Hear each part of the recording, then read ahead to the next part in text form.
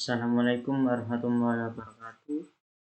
Saya Ivan Jamurano dari jurusan Informatika dengan NIM 2010 80 2025 akan mempresentasikan hasil tugas jurnal yang berjudul Analis dan Implementasi Support Vector Machine dengan String Kernel dalam melakukan klasifikasi berita berbahasa Indonesia. Berita adalah informasi yang sering diakses orang melalui media digital, baik itu surat kabar, televisi, maupun internet.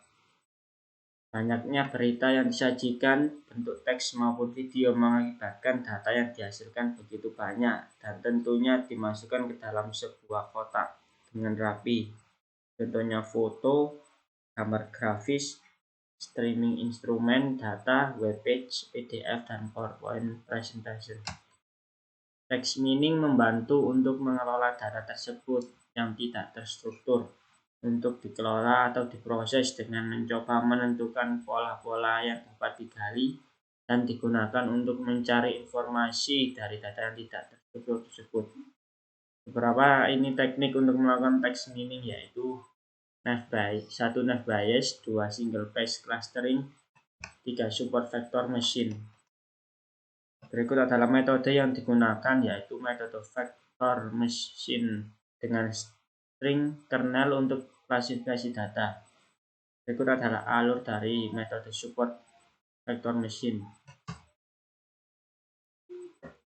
Tahap pertama yaitu melakukan processing data, yaitu dengan membersihkan dataset agar sistem lebih mudah dalam melakukan komputerisasi data teks dan menghilangkan kata-kata yang kurang penting, yaitu kata keterangan pada teks berita.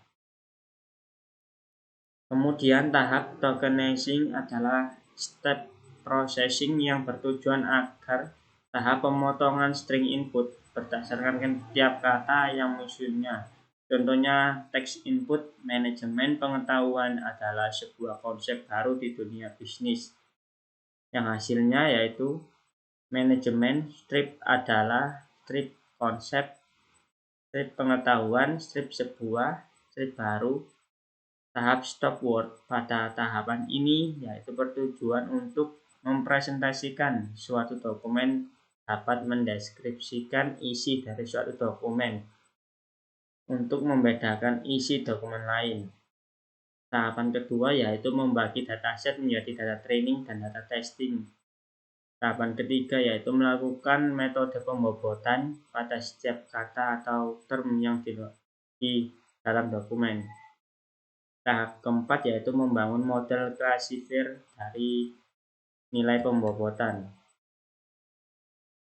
Dari beberapa skenario percobaan yang dilakukan dan didapatkan hasil yang berbeda-beda, oleh karena itu dikombinasi yang dilakukan pada tiap percobaan juga berbeda.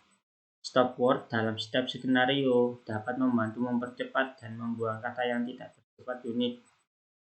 Tokenisasi berperan dalam memisahkan kata per kata dari kalimat yang terdapat pada berita.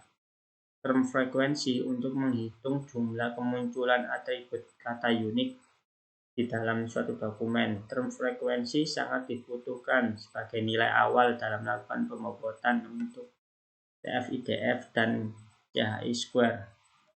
Kemudian data latih juga sangat mempengaruhi jumlah akurasi. Semakin banyak data latih, maka kemungkinan semakin banyak kata unik yang didapat sehingga dapat mengenali atau mengelompokkan data testing dengan mudah. Berikut adalah hasil akurasi dari skenario. Hasil dari beberapa skenario 1, 2, dan 3 dapat dilihat perbedaan akurasi dalam perbedaan kombinasi metode dan ekstraksi ciri dari beberapa kombinasi. Didapatkan bahwa metode pembobotan dengan metode CHI-square mendapatkan hasil akurasi tertinggi dibandingkan dengan kombinasi metode pembobotan yang lainnya. 2. Kata unik yang sedikit akan menyebabkan support vector machine sulit melakukan proses klasifikasi dengan baik sehingga kemungkinan salah atau mengelompokkan berita lebih besar dibandingkan dengan pemberian data latih yang lebih banyak. Processing pada setiap skenario juga sangat dibutuhkan karena masalah seperti jumlah suatu populasi dapat data yang terlalu besar, banyaknya data yang menyimpang, dimensi yang terlalu tinggi, banyaknya fitur yang tidak berkontribusi besar, dan lain-lain menjadi pemicu munculnya pemrosesan awal. Selanjutnya, pembobotan dilakukan sebagai salah satu cara untuk mengubah diskrit menjadi data numerik untuk memberikan nilai dari setiap kata yang ada pada dokumen tersebut. TF-IDF dan CHI-square adalah metode pembobotan yang diberikan pada skenario tersebut dan dapat dilihat CHI-square lebih baik dalam hal akurasi dikarenakan pada satu jenis uji komparatif non-parametris yang dilakukan pada dua variabel di mana skala data kedua variabel adalah nominal.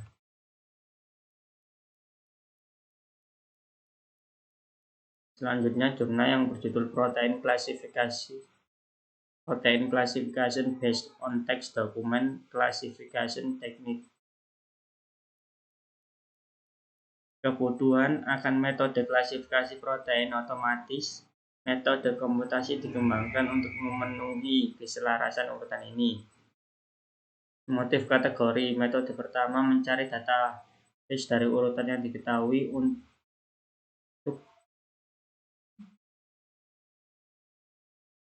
query dan menetapkan klasifikasinya.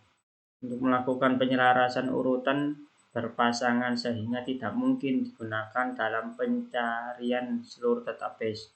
Kategori metode kedua yaitu menelusuri database sequence yang diketahui dengan terlebih dahulu untuk menyelaraskan serangkaian sequence dari superfamili, famili atau subfamili protein yang sama dan membuat sequence konsensus untuk mewakili kelompok tertentu.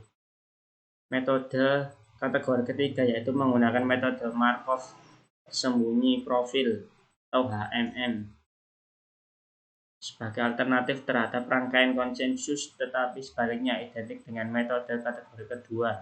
Kategori keempat yaitu mencari keberadaan motif yang diketahui dalam urutan query. Pola urutan asam amino pendek yang menangkap pola tersebut dapat ditangkap dengan alat penyelarasan beberapa urutan atau metode deteksi pola. Hasil dari penelitian yang disajikan yaitu disimpulkan bahwa klasifikasi rumit dengan kompleksitas waktu jalan SVM tidak diperlukan untuk mencari akurasi tinggi dalam klasifikasi protein. Bahkan untuk tugas klasifikasi subfamili GPCR yang sangat menentang, pengklasifikasi sederhana, pengklasifikasi Naive Bayes bersama dengan pemilihan fitur CHI kuadrat yang diterapkan pada jumlah n-gram berkinerja jauh lebih baik daripada klasifikasi FEM yang secara komputasi kompleks dan umumnya lebih baik pada fitur berbasis penyelarasan tanpa fitur di dalam keluarga GPCR. Klasifikasi subfamili tingkat 1 dan klasifikasi subfamili tingkat 2. Pengklasifikasi sederhana lainnya, pohon keputusan dengan pemilihan fitur CHI kuadrat. Meskipun tidak sekuat Naive Bayes atau SVM, masih dapat mengungguli profil HMM. Pengklasifikasi ini memiliki kinerja yang sebanding dengan profil HMM yang dibuat dari penyelarasan yang dikurasi manusia. Kami juga menunjukkan bahwa hasil klasifikasi yang kuat dapat diperluas ke keluarga protein lain melalui keberhasilan penerapannya dalam superfamili reseptor nuklir dengan akurasi di kisaran pertengahan 90%. Selain itu, ditunjukkan bahwa akurasi yang dicapai dengan pengklasifikasian